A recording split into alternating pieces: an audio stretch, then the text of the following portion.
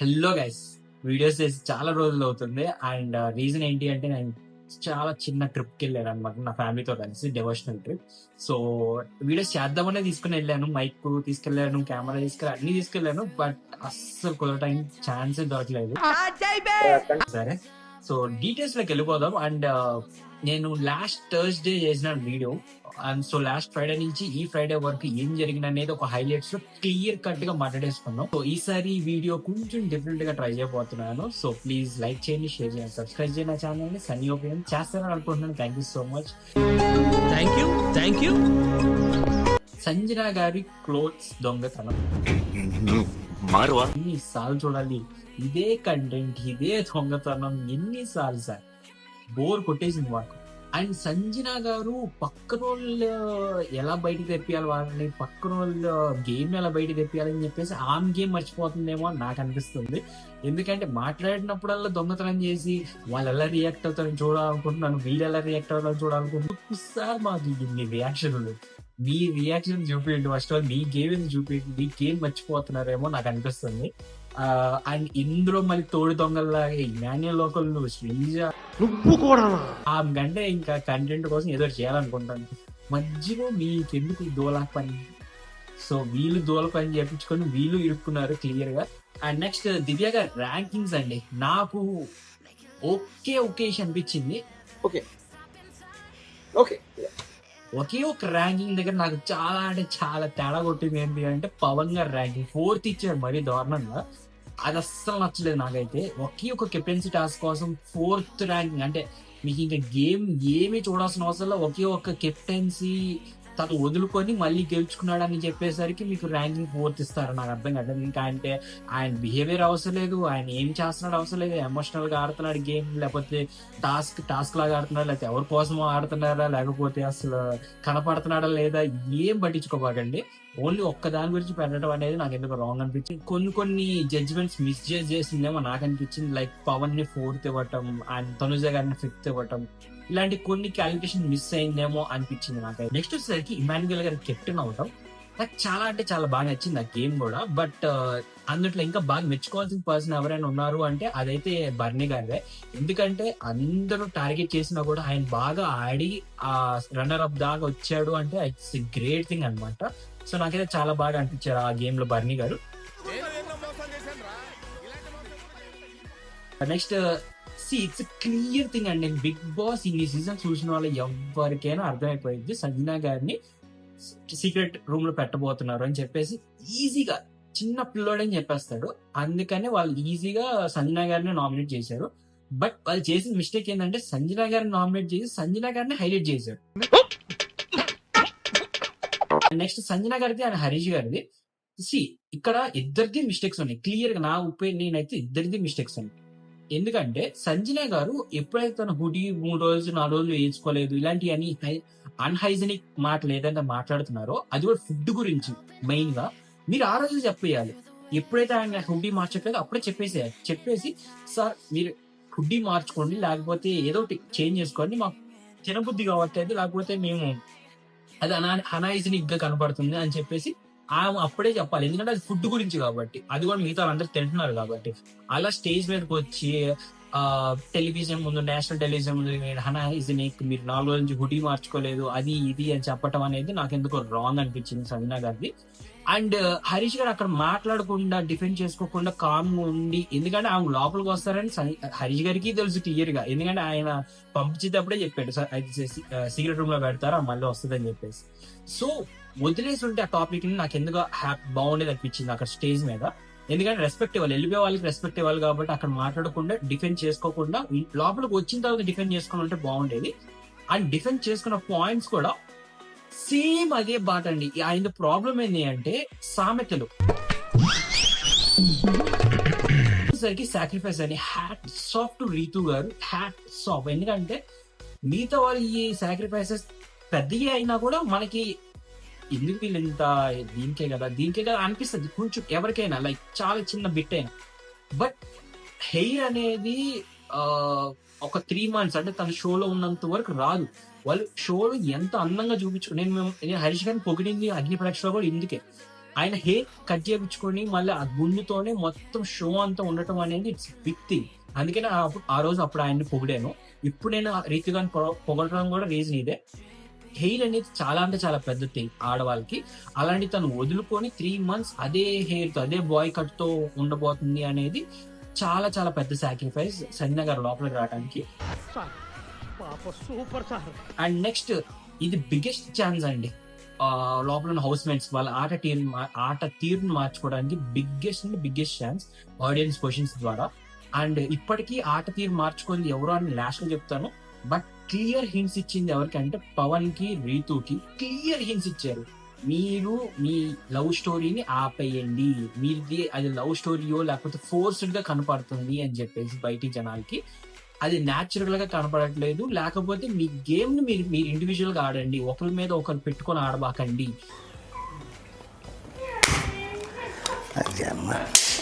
And ఇంకా కొంచెం clear గా హింట్ ఇచ్చింది ఎవరికంటే హరీష్ గారికి.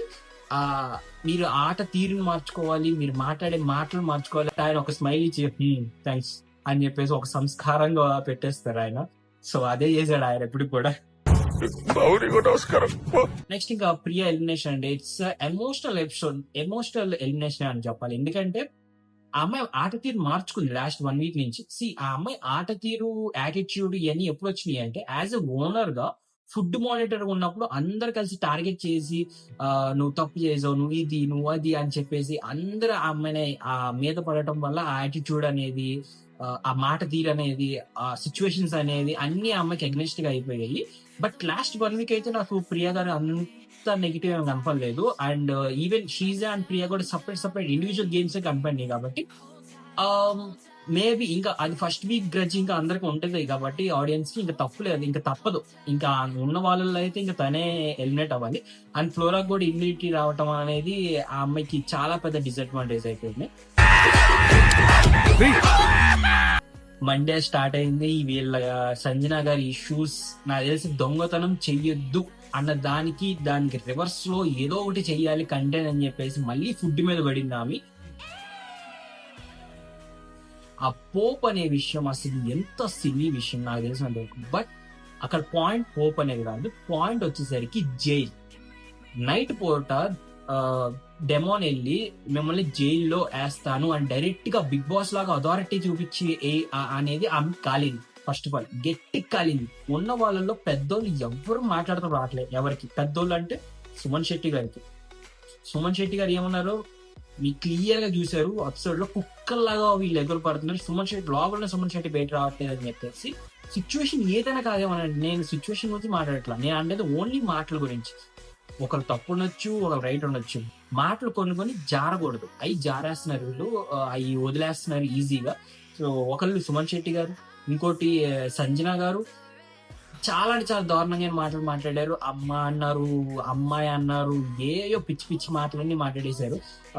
రామురాతో నువ్వు ఎక్కడి నుంచి వచ్చావు అని చెప్పేసి ఈ మాటలన్నీ ఆమె తగ్గించుకుంటే ఆమె గేమ్ ప్లే చాలా బాగుంటది. ఇంకొకళ్ళు వచ్చేసరికి హరీష్ గారు. ఆయన భాష గురించి చెప్పడమే అనవసరం. ఆయన లక్కోర్ అనే గురించి ఎంత పెద్ద టాపిక్ జరిగిందో మీకే తెలుసు. సో నేను అదే చెప్తున్నా, వీళ్ళ భావాలన్నీ కరెక్ట్ గా ఉండొచ్చు. సుమన్ శెట్టి గారిది కానీ, సంజన గారిది కానీ, హరీష్ గారి వీళ్ళందరి భావాలు కరెక్ట్ గా ఉండొచ్చు, కానీ మాటలు అనేది చాలా ఈజీగా వదిలేస్తున్నారు అనిపిస్తుంది నాకు. నెక్స్ట్ వచ్చేసరికి నామినేషన్స్ లోకి వెళ్ళిపోతాం అండి. క్లియర్ గా మనకు కావాల్సింది కూడా అదేలేమ్మా. సెన్స్లెస్, బేస్లెస్, వరస్ట్ నామినేషన్స్ నేను ఇప్పుడు చూసినంత వరకు ఈ బిగ్ బాస్ మొత్తంలో. నిజంగా చెప్తున్నాను, ఒకే ఒక్క నామినేషన్, 2 నామినేషన్స్ నేను చెప్తున్నా. 2 నామినేషన్స్ తప్ప, అవి కూడా 2 పాయింట్స్ నేను చెప్తుంది. ఈ 2 నామినేషన్ పాయింట్లు 2 పర్సన్స్ తప్ప మిగతా వాళ్ళు వేసిన ఏ నామినేషన్స్ వ్యాలిడేటెడ్ కాదండి. అన్ని వర్స్ట్ నామినేషన్స్. ఫస్ట్ వచ్చేసరికి రీతు. ఎంత సిల్లీ రీజన్స్ అండి. ఎగ్ విషయంకి అసలు ఆ అమ్మాయికి సంబంధం ఏంటి నాకు అర్థం కావట్లేదు. ఆ అమ్మాయి డిమాండ్ చేసింది బర్నీ గారిని అని, తనుజ గారిని మీరేమైనా తీసారా అని చెప్పేసి. అసలు దానికి ఆ అమ్మాయికి సంబంధమే లేదు. ఇక్కడ మాటలు అక్కడ చెప్తున్నారు, అక్కడ మాటలు ఇక్కడ చెప్తున్నారు అనేది బేస్లెస్ ఎలిగేషన్ అన్నమాట. దానిలో ఒక ఎగ్జాంపుల్ లేదు, ఏమీ లేదు. అండ్ కెప్టెన్సీ టాస్క్ ఎన్ని సార్లు వేస్తారు. లాస్ట్ వీక్ వేసిందే ఆ అమ్మాయిని, మీరే వేసారు, మళ్ళీ ఓనర్ నుంచే వేసింది ఆ అమ్మాయిని. ఈవెన్ బర్నీ గారు వచ్చి చేసిన ఈ ఫ్లోరా విషయంలో కూడా ఇన్నిసార్లు మీకు గేమ్ కనపడట్లేదు, మీకు గేమ్ కనపడట్లేదు, మీకు గేమ్ కనపడట్లేదు. ఆమెకి లాంగ్వేజ్ ప్రాబ్లం. ఎక్కడ గేమ్ ఆడాలో అక్కడ గేమ్ ఆడుతుంది ఆమె, ఎక్కడ మాట్లాడాలో అక్కడ మాట్లాడుతుంది. అంతకన్నా తక్కువగా ఆడిన వాళ్ళు ఇంకా చాలా మంది ఉన్నారు. ఆర్ ఇంకేమైనా తీసుకొని వేస్తుంటే బాగుండేది. సేఫ్ గా వెళ్ళిపోయారేమో అనిపించింది నాకు. చాలా అంటే చాలా సేఫ్ గా వెళ్ళిపోతున్నారు. శ్రీజ గారి నామినేషన్ పర్ఫెక్ట్ వ్యాలిడేటెడ్ పాయింట్ అని నాకు అనిపించింది. లైక్ ఈ దివ్య గారి బట్టలు తీయటంలో, ఎందుకంటే తనే గుడ్ విషయంలో అంత పెద్ద రచ్చ చేసింది. It's not a right thing అని చెప్పేసి, అలాంటి తనే వచ్చి ఇప్పుడు ఎంకరేజ్ చేయటం అనేది that's not acceptable. So that's the perfect nomination point అని నాకు అనిపించింది. అండ్ ఇంకోటి వచ్చేసరికి సంజన గారి మీద రాము రాథోడ్ ఒక ఫియర్స్ఫుల్ నామినేషన్ జరిగింది. ఇచ్చి పడేసాడు రాము రాథోడ్. ప్రతి ఒక్క పాయింట్ ఆన్ పాయింట్ పెట్టేశాడు. అమ్మాయి అనే విషయం కానీ, లేకపోతే దొంగతనం విషయం కానీ, ఇష్యూస్ కానీ, ఏదంటే అది క్లియర్ గా పాయింట్ టు పాయింట్ పెట్టాడు. ఆమెకి మాట తెరవటానికి కూడా రాలేదు. ఆమె అసలు వేరే ఏదో అలిగేషన్స్ వేసి ఏదో మాట్లాడింది తప్ప తనుజ గారి మీద గురించి కానీ, వాళ్ళ వీళ్ళ గురించి కానీ ట్రై చేసింది కానీ, టాపిక్ డైవర్ట్ చేయడానికి కానీ, అస్సలు ఆమెకి అది డిఫెండ్ చేసుకోవడానికి కూడా కుదరలేని పాయింట్స్ రాములతో పెట్టింది. అండ్ ఇంకొక విషయం నేను చెప్పాలనుకుంది, శ్రీజ వర్సెస్ దివ్య. ఆ అమ్మాయికి శ్రీజకి ఎంత జెలసీ అనిపిస్తుంది అంటే దివ్య గురించి. నామినేషన్స్ అయితే వేసే టైంలో కూడా ఒక పాయింట్ లేకుండా నీకు ఇంత అడ్వాంటేజ్ వచ్చింది, నువ్వు వైల్డ్ కార్డ్ ఇంత అడ్వాంటేజ్ తీసుకున్నావు, నువ్వు ఇంత అడ్వాంటేజ్ ఏంటండి? అది పాస్ట్ ఫార్మాట్, అది షో ఫార్మాట్. ఆ అమ్మాయిని మధ్యలోకి తీసుకొని రావడానికి కారణం బిగ్ బాస్. అలాంటిది ఆమె సొంతంగా నన్ను ఫస్ట్ వీక్ లో పిలిచారు కానీ నేను రాలేదు, నాకు కొంచెం బిజీగా ఉన్నాను, అందుకని థర్డ్ వీక్ లో వస్తున్నాను, లేకపోతే ఫోర్త్ వీక్ లో వస్తున్నాను ఆ అమ్మాయి ఏమని చెప్పిందా? లేదు. అది బిగ్ బాస్ ఫార్మాట్ అండి. బిగ్ బాస్ ఫార్మాట్ లో వైల్డ్ కార్డ్స్ ని మిడ్ వీక్ లో తీసుకొస్తారు. అలా అని మీకు అడ్వాంటేజ్ ఉంది, మీరు ఇంక 10 సార్లు రాండి నామినేషన్ చేయండి. నాకు నామినేషన్స్ కాకుండా ఈ వీక్ అంతా అదిరిపోయినాయి అని టాస్క్ లో చాలా బాగా టాస్క్లు పెట్టారు. అండ్ ఎక్కడ బోర్ కొట్టని వాళ్ళది ఈ వీక్ లో. ఎందుకంటే లాస్ట్ 3 వీక్స్ నుంచి ఫుడ్ గోలా, దొంగతనం గోలా ఏ జరుగుతున్నాయి. ఇంకా హరీష్ గారి గేమ్ ప్లే గురించి మాట్లాడుకుందాం అండి. ఈ వీక్ ఎంత గివప్ యాటిట్యూడ్ అంటే ఆయనది. నవ్వించమని ఆయన్ని కరెక్ట్ చేసుకోమని చెప్పేసి వీకెండ్ లో వచ్చి చెప్తున్నారు, కరెక్ట్ చేసుకోండి, ఇది చేస్తున్నారు, ఇది చేస్తున్నారు. ఆ వీకెండ్ ఎపిసోడ్ వరకు ఇలాంటి పెడతారు ఎక్స్ప్రెషన్స్. తర్వాత మండే నుంచి ఇంక ఫ్రైడే వరకు ఒక్కటే ఎక్స్ప్రెషన్.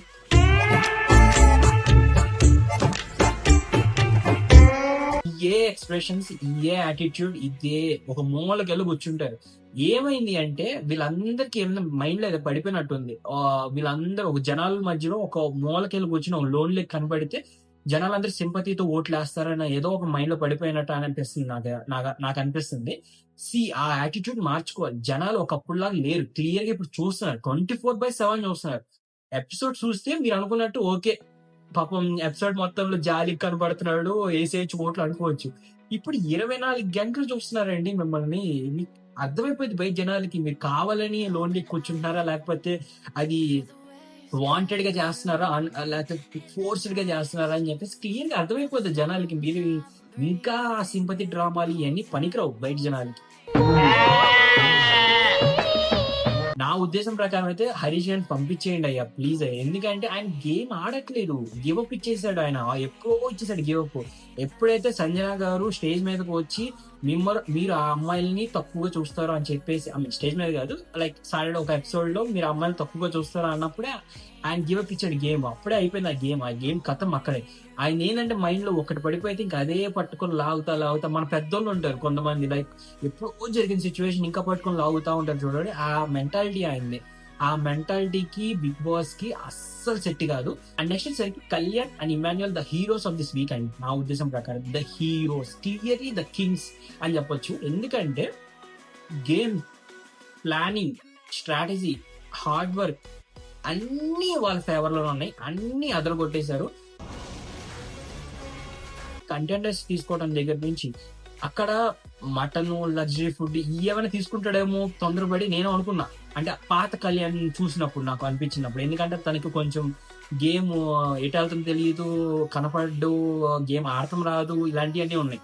నేను అదే తీసుకుంటాడేమో అని ఎక్స్పెక్ట్ చేసినాను. బట్ ఎప్పుడైతే కిక్అవుట్ తీసుకుని ఒక గ్రీన్ టీమ్ మొత్తం కిక్అవుట్ చేశాడో పీక్స్ అనిపించింది నాకైతే. అసలు చాలా అంటే చాలా బాగా ఆడాడు. ఎందుకంటే గేమ్ లో ఇన్వాల్వ్ అయ్యి గేమ్ ని ఎంత ఫ్రీగా ఎంజాయ్ చేస్తే గేమ్ అంత బాగా ఎలివేట్ అవుతుంది. అండ్ ఆయన అదే చేశాడు కళ్యాణ్. ఇమాన్యుయల్ ఓకే, ఎందుకంటే మనకి ఫస్ట్ వీక్ నుంచి ఆయన హార్డ్ వర్క్ కనపడుతుంది. ప్రతి దాంట్లో హార్డ్ వర్క్ పెడతాడు, ఎక్కువ ఫోర్సింగ్ పెడతాడు. బట్ కళ్యాణ్ వచ్చేసరికి చాలా డిఫరెంట్ గా అనిపించాడు గేమ్ ఆడేటప్పుడు. ఎందుకంటే జై బాలయ్య అనటం, దివ్య వచ్చినప్పుడు ఏ దివ్య ఆగు ఆగు వస్తున్నా, ఎందుకమ్మా అంత తొందర దివ్య అమ్మ ఆగమ్మా అని చెప్పడం, ఆ ఎటకార మాటలు అవి కొంచెం అయ్యండి. అది గేమ్ లో ఇన్వాల్వ్ చేయడం, అంత ఫ్రీగా ఆడటం అనేది నాకు చాలా అంటే చాలా బాగా అనిపించింది కళ్యాణ్ది. ఈ కళ్యాణ్ గ్రాఫ్ ఇంత ఉండేది ఒక్కసారిగా ఇలా వెళ్ళిపోయింది అనిపించింది నాకు. నా పని అయిపోయింది అనుకున్నారా? రీతు వచ్చేసరికి తన షర్ట్ కాలర్ ఇలా పట్టుకుంటాడు. అప్పుడు కూడా ఫిజికల్ అవ్వకుండా వెనకే ఉండి, నువ్వు కాలర్ తీసేంత నేను తీను, నువ్వు ఫిజికల్ అయితే నేను అవుతా కానీ అసలు అవను. ఆయన ఫిజికల్ ఎక్కడ అవ్వాల, పుష్ చేశాడు అంతే, జస్ట్ పుషింగ్ ఆయన చేసింది. ఎక్కడ ఒకరితో ఫిజికల్ అవ్వలేదు, ఒకరిని గట్టిగా పట్టుకోవటం ఇసిరేయటం ఇలాంటి ఏమి చేయాలి, జస్ట్ పుష్ చేశాడు. ఆ పుష్ పవర్ ఎంత పుష్ పవర్ ఉందో నాకు థర్డ్ రౌండ్ లో ఫోర్త్ రౌండ్ లో తెలిసిపోయింది. ఎందుకంటే అందరూ వచ్చి ఇమాన్యుయల్ పడినప్పుడు ఆ లైన్ దగ్గర, హిప్పోటాస్ దగ్గర, ఆ లైన్ దగ్గర ఒక్క పుష్ ఇచ్చాడు. ఆ పుష్ ద్వారా అందరూ ఫాస్ట్ వెళ్ళిపోయి ఆ హిప్పో దగ్గర పడిపోయారు అందరూ. ఆ పుష్ ఇచ్చిందే కళ్యాణ్. సో నాకైతే కళ్యాణ్ గేమ్ అయితే అదిరిపోయింది, అద్దర కొట్టేశాడు. సో ఈవెన్ ఇమాన్యుయల్ కూడా పోడొచ్చు. ఇమాన్యుయల్ కూడా ఎంటర్టైన్మెంట్ కి ఎంటర్టైన్మెంట్, గేమ్ కి గేమ్ అన్నిట్లో A+ ఇస్తున్నాడు. చాలా అంటే చాలా బాగుంది ఇద్దరు గేమ్స్. వాళ్ళిద్దరు కలిసి ఆడితే ఇంకా చాలా బాగా నచ్చింది నాకైతే. సో ఇప్పుడిప్పుడే మారుతున్నాడు కళ్యాణ్ కూడా. ప్రియా మాటలు బాగా చెవికి ఎక్కించుకున్నాడు అనిపించింది నాకు. ఎందుకంటే ఈ ఫ్రెండ్షిప్స్ కి, ఈ తనూజ విషయాలకి, వీటి గర్ల్స్ కి, వీటన్నిటి కొంచెం దూరంగా ఉన్న, అంటే మరీ అంత దూరంగా లేడు, బట్ కొంచెం పర్లా వేరే వాళ్ళతో కలుస్తున్నాడు. లైక్ ఇమాన్యుయల్ తో కానీ, సుమన్ శెట్టి గారితో కానీ, వీళ్ళందరితో కొంచెం కలిసి వాళ్ళతో కూడా గేమ్ ప్లే ఆడుతున్నాడు. కాబట్టి మారాడు అని చెప్పుకోవచ్చు. చాలా బాగా గేమ్ ఆడుతున్నాడు ఇప్పుడైతే. సో ఈ లెవెల్లో మెయింటైన్ చేస్తే ఖచ్చితంగా టాప్ 5 లో ఉంటాడు కళ్యాణ్ నా ఉద్దేశం ప్రకారం. ఈ పవన్ అనే వ్యక్తి, రీతు అనే వ్యక్తి, వీళ్ళిద్దరు గేమ్ పూర్తిగా పోయింది అని నా ఉద్దేశం ప్రకారం. వాళ్ళ గేమ్ చెడగొట్టుకుంటుంది ఎవరో కాదు, వాళ్ళకి వాళ్ళే. ఒకరిని సేవ్ చేసుకోవాలని, ఇంకొకరు సేవ్ చేసుకోవాలని వాళ్ళిద్దరే ఒక గేమ్ ఆడతారు. సపరేట్ బిగ్ బాస్ లో కాకుండా గేమ్ కాకుండా వాళ్ళిద్దరు ఇంకో సపరేట్ గేమ్ ఆడుకుంటున్నారు అనిపిస్తుంది నాకైతే. ఆ లోపలికి వెళ్ళి ఒక డిస్కషన్ పెట్టారు హరీష్ గారితో. లైక్ తనూజ గారు, రీతు గారు కూడా కెప్టెన్సీ కండక్ట్ రావచ్చేమో, 5 రావచ్చేమో అని చెప్పేసి. ఎందుకంటే ఆ అబ్బాయి బ్రెయిన్ అంతా రీతు రీతు రీతు రీతు అని తిరుగుతా ఉందన్నమాట మొత్తం అంతా.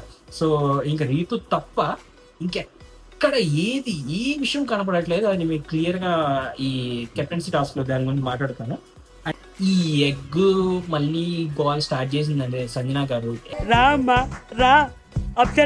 ఎగ్ దొంగతనం ఎందుకంటే ఇవన్నీ నాకు అర్థం కావట్లేదు. ఎగ్ తినేసి దానివల్ల ఏమొచ్చింది, హౌస్ హార్మోనీ పాడవుతుంది తప్ప, లేకపోతే గొడవలు స్టార్ట్ అవుతాయి, లేకపోతే డిస్కంఫర్ట్ స్టార్ట్ అవుతుంది.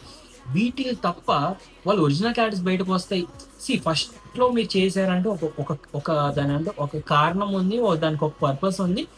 అది కొంచెం ఓకే, ఎందుకంటే టెనెంట్ గా ఉన్నారు, గుడ్డికి ఆశపడ్డారు, ఆకలేసింది తినేశారు, లేకపోతే కావాలని ఒక గేమ్ ఆడుకున్నారు, దాని ద్వారా బర్నీ గారిది, తనుజ గారిది బయటపడ్డాయి, ఏదోటి జరిగింది. కానీ ఒక్కసారి జరిగిందని చెప్పేసి ఇంకా ప్రతిసారి అదే జరుపుకుంటూ వస్తే పాత చింతకాయ పచ్చడిలాగా ఎవ్వరికి నచ్చదు. చెప్తున్నా కదా, ఆడియన్స్ కూడా బోర్ కొట్టేసింది. నెక్స్ట్ వచ్చేసరికి కెప్టెన్సీ టాస్క్. ఇప్పుడు మాట్లాడుకుందాం అసలు ఏమైంది, ఎలా జరిగింది, సిచ్యువేషన్ ఏంటి అని చెప్పేసి క్లియర్ గా మాట్లాడుకుందాం. సో ఫస్ట్ వచ్చేసరికి 4 ఉన్నారండి. కళ్యాణ్, రీతు, ఇమాన్యుయల్ అండ్ రాము రాథోడ్. ఈ 4 కంటెండర్స్. దాంట్లో ఈ మిగతా వాళ్ళందరూ ఫాస్ట్ గా వచ్చి బెల్లు కొట్టి ఎవరో ఒకరిది రెయిన్ వాటర్ డాన్స్ వేసి ఆ లోపల తీసేయాలి. ఇది కదా కాన్సెప్ట్, బేసిక్ కాన్సెప్ట్. వాళ్ళకి క్లియర్ గా తెలుసు, ఎందుకంటే వాళ్ళందరూ ముందుగా స్ట్రాటజీ ప్లే చేసుకున్నారు. బెల్లు కొడితే ఇద్దరులో ఎవరొకరు కొడతారు. ఒకళ్ళు వచ్చేసరి శ్రీజ లేదంటే పవన్. వీళ్ళిద్దరికి మాత్రం బెల్లు కొట్టే ఛాన్స్ ఎక్కువ, హై ఛాన్సెస్ ఉన్నాయి. సో వీళ్ళిద్దరికి బాగా తెలుసు. సో వీళ్ళిద్దరి వల్ల ఈ మిస్కమ్యూనికేషన్ వల్ల కళ్యాణ్ అన్యాయం అయిపోయాడు. ఎట్లా అంటే ఫస్ట్ వీళ్ళందరికీ డిస్కషన్ జరుగుతున్నాయి, నాకు సపోర్ట్ చేయండి, వీళ్ళకి సపోర్ట్ చేయండి, నాకు సపోర్ట్ చేయండి అని చెప్పేసి. సో కళ్యాణ్ విషయంలో కళ్యాణ్ మైండ్ లో ఉందో చెప్తున్నా. కళ్యాణ్ మైండ్ లో ఒకటే రన్ అవుతుంది, ఒకటే ఏంటి అంటే నన్ను సపోర్ట్ చేసేది ఇద్దరు మాత్రమే. ఒకళ్ళు వచ్చేసరికి పవన్ అండ్ ఇంకొకళ్ళు వచ్చేసరికి శ్రీజ. ఆ అబ్బాయి పాపం మంచిగా తనుజ కూడా అన్నాడు, but Tanuja right away result కొట్టేసి నువ్వు నా పేరు అత్తబాక అని చెప్పేసి. సో తీసేసేయండి, ఆ పాయింట్ తీసేసేయండి. ఆ అబ్బాయి చాలా క్లియర్ గా నాకు మైండ్ లో ఉంది, నాకు నన్ను నామినేట్ చేయరు, ఐ మీన్ నా పేరు ఎత్తరు, నన్ను ఎలిమినేట్ చేయరు అన్న వాళ్ళు ఇద్దరే ఉన్నారు నాకు నమ్మకంగా హౌస్ లో. ఒకటి పవన్, ఒకటి వచ్చి శ్రీజ. సో వాళ్ళిద్దరిలో ఎవరు వచ్చినా ఇక్కడికి బెల్లు కొట్టి ఎవరు వచ్చినా నాకు తీరని నమ్మకం ఉంది కాబట్టి నేను అది పుష్ చేయలేదు, దాన్ని నెట్టి బ్లూ బాక్స్ లో పెట్టలేదు. ఆ నమ్మకంతో చాలా క్లియర్ గా నిలబడి ఉన్నాను. ఆ అబ్బాయి హార్ట్ బ్రేక్ ఎలా బ్రేక్ చేశారంటే, పవన్ క్లియర్ ఇన్స్ట్రక్షన్స్ తో, లైక్ రీతు చెప్పిన క్లియర్ ఇన్స్ట్రక్షన్స్ తో తీసేశాడు. మనోడు అనుకున్నారు పగాడు వీడు. తోసేది ఎప్పుడు కూడా ఎక్కడ తోసేస్తాడని చెప్పేసి ఆ అబ్బాయి మధ్యలో దూరిపోయి అక్కడ ఆగిపోయింది ఆ అమ్మాయి, నవ్వుతూ జోక్స్ చెప్తూ. ఆ అమ్మాయికి తెలుసు అప్పటికి కూడా కళ్యాణ్ పేరు చెప్తాడు, కళ్యాణ్ పేరు తీసేస్తాడు అని చెప్పేసి. అయినా కూడా స్ట్రాటజీ ఉపయోగించి కింద దూరేసి అక్కడ మాట్లాడటం స్టార్ట్ చేసింది. ఆ అబ్బాయి ఎక్కడ కళ్యాణ్ ఎక్కడ నెడతాడు అని చెప్పేసి.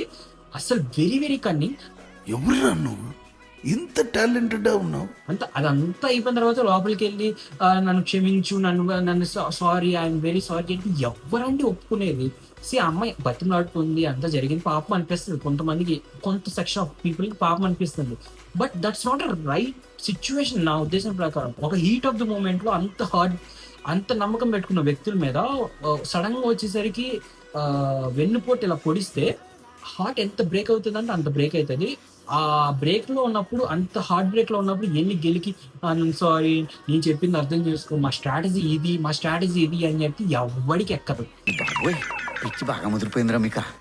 అక్కడ రీతు గెలిచుంటే కాన్సెప్ట్ వేరే విధంగా ఉండేది. ఆ అమ్మాయి ఖచ్చితంగా వెళ్ళి నేను దీనికోసం నేను తీసేసింది అనేది చాలా డిఫరెంట్గా ఉండేది సిచ్యువేషన్. ఆ అమ్మాయి గెలవలేదు కాబట్టే వెళ్ళి బతిమలాడుకుంది, వెళ్ళి ఏడ్చింది, అంత సేవ్ చేసింది. ఈ వీక్ మొత్తంలో నాకు బాగా కలెక్ట్ అయింది కళ్యాణ్ అయింది. రీజన్ ఏంటి అంటే, he's a middle class person, బాగా లో మిడిల్ క్లాస్, మన మెంటాలిటీకి, మన క్లోజ్ మెంటాలిటీగా అనిపించింది. ఎందుకంటే ఒక చిన్న రీల్ లాంటిది ఒకటి చూసాను, ఎందుకంటే నేను లైవ్స్ ఎక్కువ చూడలేదు ట్రిప్కి వెళ్ళిన కారణంగా. ఒక చిన్న రీల్ చూసాను, సంజన గారు వచ్చి కూర్చొని నా చీర 1,30,000 అంటే ఆయన కూర్చొని అమ్మో మనకు బండి వచ్చేస్తుంది చూడ అనగానే నేను చాలా చాలా కనెక్ట్ అయిపోయాను అనమాట సడన్ గా ఎందుకో. సో నాకు బాగా అనిపించాడు కళ్యాణ్ మన మిడిల్ క్లాస్ మెంటాలిటీకి కానీ దానికి బాగా పనికొచ్చాడు. అండ్ ఇన్ని వీక్స్ ప్రియా షాడోలో ఉండి, రీతు షాడోలో ఉండి ఆ అబ్బాయి తన ఫేస్ అదంతా మనకి చూపిలేదు అనిపించింది. అండ్ ఈ వీక్ క్లియర్ గా చూపించాడు, ప్రియా ఎలిమినేట్ అయిపోవడం వల్ల తను చూపించే ఛాన్స్ బయటకు వచ్చింది.